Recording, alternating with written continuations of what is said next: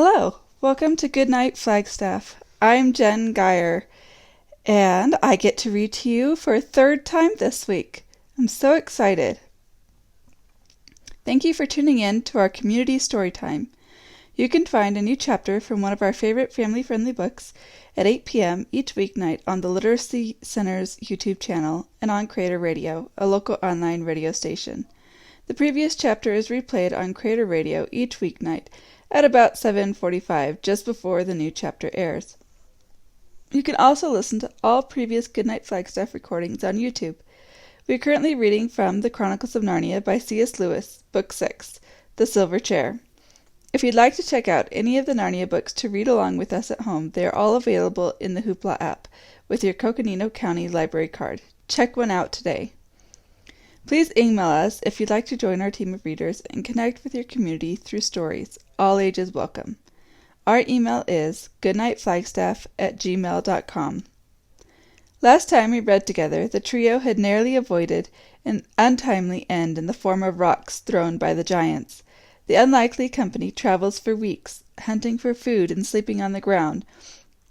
When the group encounters a bridge across a chasm, they decide whether or not to use an unreliable enchanted bridge to cross it.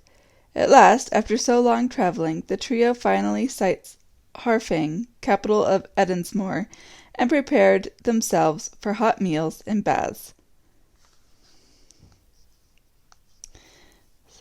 Chapter 7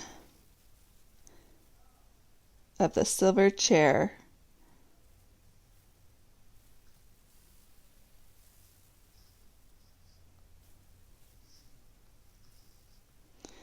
The Hill of the Strange Trenches. There is no denying it was a beast of a day. Overhead was a sunless sky, muffled in clouds that were heavy with snow. Underfoot, a black frost blowing over it, a wind that felt as if it would take your skin off. When they got down into the plain, they found that this part of the ancient road was much more ruinous than any they had yet seen. They had to pick their way over great broken stones and between boulders and across rubble, hard going for sore feet. And, however tired they got, it was far too cold for a halt. At about 10 o'clock, the first tiny snowflakes came loitering down and settled on Jill's arm. 10 minutes later, they were falling quite thickly. In 20 minutes, the ground was noticeably white, and by the end of half an hour, a good steady snowstorm, which looked as if it meant to last all day, was driving in their faces so that they could hardly see. In order to understand what followed, you must keep on remembering how little they could see, as they drew near the low hill which separated them from the place where the lighted windows had appeared. They had no general view of it at all. It was a question of seeing the next few paces ahead, and, even for that, you had to screw up your eyes. Needless to say, they were not talking. When they reached the foot of the hill, they caught a glimpse of what might be rocks on each side, squarish rocks, if you looked at them carefully, but not one did. All were more concerned with the ledge right in front of them, which barred their way. It was about 4 feet high. The marsh-wiggle, with his long legs, had no difficulty in jumping onto the top of it, and he then helped the others up. It was a nasty wet business for them, though not for him, because the snow now lay quite deep on the ledge. They then had a stiff climb. Jill fell once, up very rough ground for about 100 yards, and came to a second ledge. There were 4 of these ledges altogether, at quite irregular intervals. As they struggled on to the 4th ledge, there was no mistaking the fact that they were now at the top of the flat hill. Up till now the slope had given them some shelter. Here they got the full fury of the wind, for the hill, oddly enough, was quite as flat on top as it had looked from a distance, a great level tableland which the storm tore across without resistance. In most places, the snow was still hardly lying at all, for the wind kept catching it up off the ground in sheets and clouds and hurling it in their faces, and round their feet little eddies of snow ran about as you sometimes see them doing over ice, and indeed in many places the surface was almost as smooth as ice. But to make matters worse, it was crossed and crisscrossed with curious banks or dikes, which sometimes divided it up into squares and oblongs. All these, of course, had to be climbed They varied from 2 to 5 feet in height, and were about a couple of yards thick. On the north side of each bank the snow already lay in deep drifts, and after each climb you came down into the drift and got wet. Fighting her way forward with hood up and head down, and numb hands inside her cloak, Jill had glimpses of other odd things on that horrible tableland, things on her right that looked vaguely like factory chimneys, and on her left a huge cliff, straighter than any cliff ought to be. But she wasn't at all interested, and didn't give them a thought. The only things she thought about were her cold hands, and nose and chin and ears, and hot baths and beds at Harfang. Suddenly she skidded, slid about 5 feet, and found herself, to her horror, sliding down into a dark, narrow chasm which seemed that moment to have appeared in front of her. Half a second later she had reached the bottom. She appeared to be in a kind of trench or groove, only about 3 feet wide, and though she was shaken by the fall, almost the first thing she noticed was the relief of being out of the wind, for the walls of the trench rose high above her. The next thing she noticed was, naturally, the anxious faces of Scrub and Puddleglum looking down at her from the edge. "Are you hurt, Pole?" shouted Scrub. "Both legs broken, I shouldn't wonder," shouted Puddleglum. Jill stood up and explained that she was all right, but they'd have to help her out. "What is it you've fallen into?" asked Scrub. "It's a kind of trench, or it might be a kind of sunken lane or something," said Jill. "It runs quite straight." "Yes, by Jove," said Scrub, "and it runs due north. I wonder, is it a sort of road? If it was, we'd be out of this infernal wind down there. Is there a lot of snow at the bottom?" "Hardly any. It all blows over the top, I suppose." "What happens farther on?" "Half a sec, I'll go and see," said Jill. She got up and walked along the trench, but before she had gone far it turned sharply to the right. She shouted this information back to the others. "What's round the corner?" asked Scrub. Now it happened that Jill had the same feeling about twisty passages and dark places underground, or even nearly underground, that Scrub had about the edges of cliffs. She had no intention of going round that corner alone, especially when she heard Puddleglum bawling out from behind her. "Be careful, Pole! It's just the sort of place that might lead to a dragon's cave, and in a giant country there might be giant earthworms or giant beetles." "I don't think it goes anywhere much," said Jill, coming hastily back. "I'm jolly well going to have a look," said Scrub. "What do you mean by anywhere much?" "I should like to know." So he sat down on the edge of the trench. Everyone was too wet by now to bother about being a bit wetter, and then dropped in. He pushed past Jill, and though he didn't say anything, she felt sure that he knew she had funked it. So she followed him close, but took care not to get in front of him. It proved, however, to be a disappointing exploration.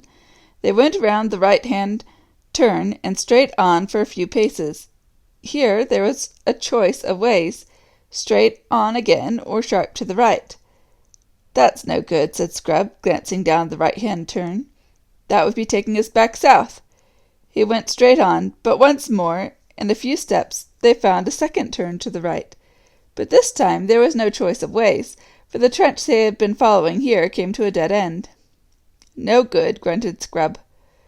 Jill lost no time in turning and leading the way back. When they returned to the place where Jill had first fallen in, the Marshwiggle, with his long arms, had no difficulty in pulling them out. But it was dreadful to be out on top again, down in those narrow slits of trenches. Their ears had almost begun to thaw. They had been able to see clearly and breathe easily and hear each other speak without shouting. It was absolute misery to come back into the withering coldness, and it did seem hard when Puddleglum chose that moment for saying, "Are you still sure of those signs, Pole? What's the one we ought to be after now?" "Oh, come on! Bother the signs," said Pole. "Something about someone mentioning Aslan's name, I think. But I'm jolly well not going to give a recitation here." As you see, she had got the order wrong. That was because she had given up saying the signs over every night. She still really knew them, if she troubled to think, but she was no longer so pat in her lesson as to be sure of reeling them off in the right order at a moment's notice, and without thinking. Puddleglum's question annoyed her because deep down inside her she was already annoyed with herself for not knowing the lion's lesson quite so well as she felt she ought to have known it. This annoyance, added to the misery of being very cold and tired, made her say, "Bother the signs." She didn't perhaps quite mean it. "Oh, that was next, was it?" said Puddleglum. "Now I wonder, are you right? Got 'em mixed? I shouldn't wonder. Seems to me this hill, this flat place we're on, is worth stopping to have a look at. Have you noticed?" "Oh, lor," said Scrub. "Is this a time for stopping to admire the view? For goodness sakes, let's get on." "Oh, look, look, look," cried Jill, and pointed. Everyone turned, and everyone saw, some way off to the north, and a good deal higher up than the tableland on which they stood, a line of lights had appeared, this time even more obviously than when the travellers had seen them the night before. They were windows, smaller windows that made one think deliciously of bedrooms, and larger windows that made one think of great halls, with fires roaring on the hearth, and hot soup or juicy sirloin smoking on the table.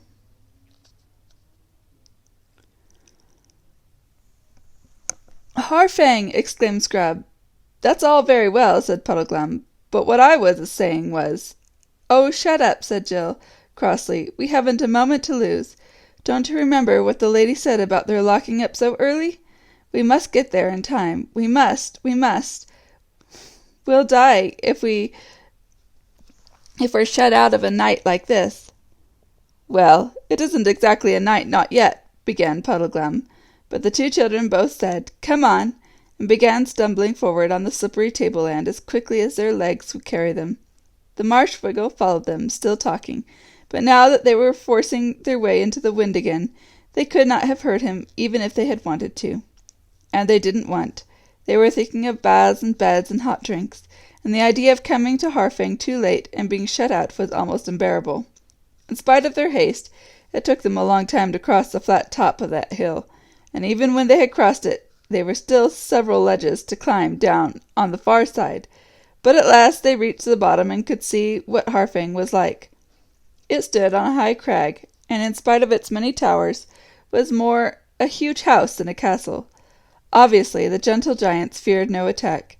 There were windows in the outside wall quite close to the ground, a thing no one would have in a serious fortress. There were even odd little doors here and there, so that it would be quite easy to get in and out of the castle without going through the courtyard. This raised the spirits of Jill and Scrub. It made the whole place look more friendly and less forbidding. At first, the height and steepness of the crag frightened them, but presently they noticed that there was an easier way up on the left, and that the road wound up toward it. It was a terrible climb, after the journey they had already had, and Jill nearly gave up. Scrub and Puddleglum had to help her for the last 100 yards, but in the end they stood before the castle gate. The portcullis was up, and the gate was open. However tired you are, it takes some nerve to walk up to a giant's front door. In spite of all his previous warnings against Harfang, it was Puddleglum who showed the most courage. "Steady pace now," he said.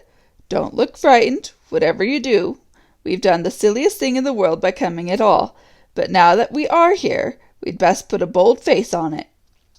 With these words he strode forward into the gateway, stood still under the arch where the echo would help his voice, and called out as loud as he could, "Ho, porter! Guests who seek lodging!" And while he was waiting for something to happen, he took off his hat and knocked off the heavy mass of snow which had gathered on its wide brim. "I say," whispered Scrub to Jill, "he may be a wet blanket, but he has plenty of pluck and cheek." A door opened, letting out a delicious glow of firelight, and the porter appeared. Jill bit her lips for fear she should scream. He was not a perfectly enormous giant, that is to say, he was rather taller than an apple tree, but nothing like so tall as a telegraph pole.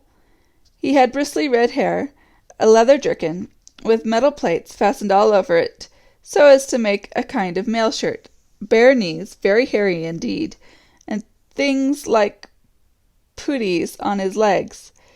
He stooped down and goggled at Puddleglum. "And what sort of creature do you call yourself?" he said. Jill took her courage in both hands. "Please," she said, shouting up to the giant, The lady of the green kirtle salutes the king of the gentle giants, and has sent us 2 southern children and this marshwiggle, his name's Puddleglam, to your autumn feast. If it's quite convenient, of course," she added. "Oh-ho!" said the porter. "That's quite a different story. Come in, little people, come in. You'd best come into the lodge while I'm sending word to His Majesty." He looked at the children with curiosity. "Blue faces," he said. "I didn't know they were that color. Don't care about it myself, but I dare say you look quite nice to one another. Beetles fancy other beetles, they do say." "Our faces are only blue with cold," said Jill. "We're not this color, really." "Then come in and get warm. Come in, little shrimps," said the porter. They followed him into the lodge, and though it was rather terrible to hear such a big door clang shut behind them, they forgot about it as soon as they saw the thing they had been longing for ever since supper time last night. A fire. And such a fire!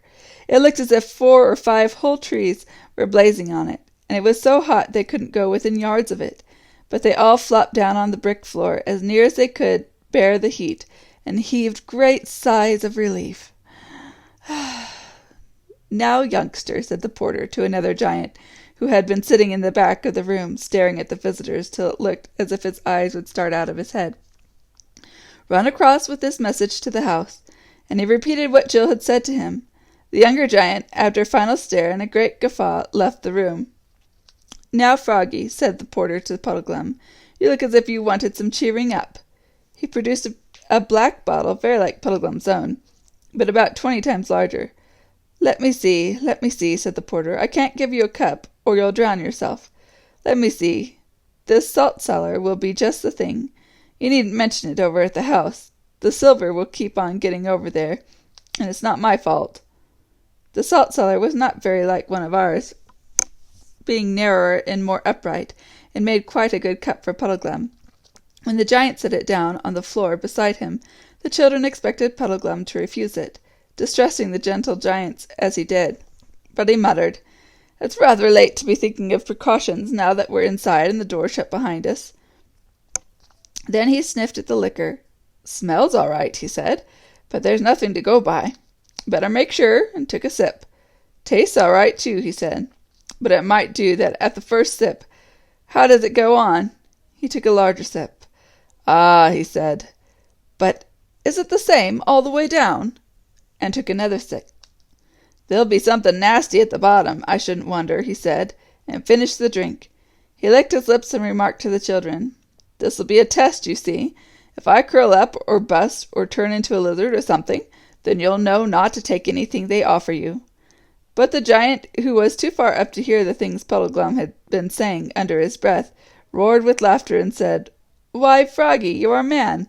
See him put it away." "Not a man, Marshwiggle," replied Puddleglam in a somewhat indistinct voice. "Not frog either, Marshwiggle." At that moment the door opened behind them, and the younger giant came in, saying, "They're to go to the throne room at once."